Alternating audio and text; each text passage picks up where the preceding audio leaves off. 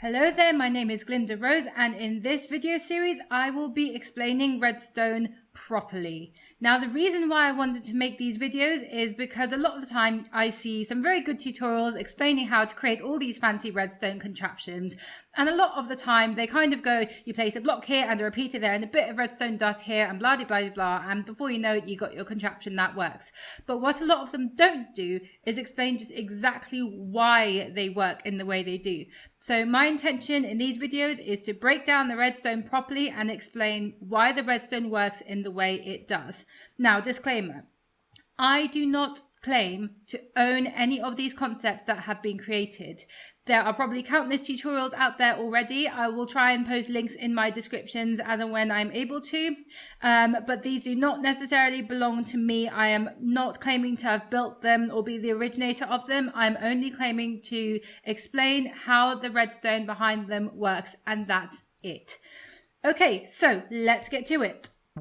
So this is a fairly standard 2x2 piston door, and it's got a very simple redstone setup. You've got your sticky pistons going into your door blocks, and all you have to do is stand on the pressure plates in order to open the door.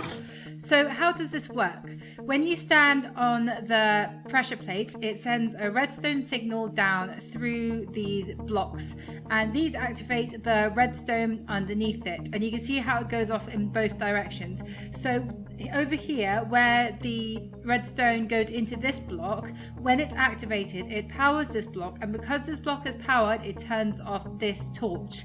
Now, at the moment, this torch is powering this piston over here, and because it's got a block on top of it, therefore getting powered by the torch, this piston is also being powered. So when you turn off this torch, both of these pistons retract, taking the door blocks with them, and therefore opening the door. And the good thing about it is you can stand on either pressure plate on either side, and it doesn't really matter because it all activates the same system. Likewise, we have a 3x3 piston door over here, which has essentially the same setup. The only difference is it has 3 pistons instead of 2. So how do we power this third piston?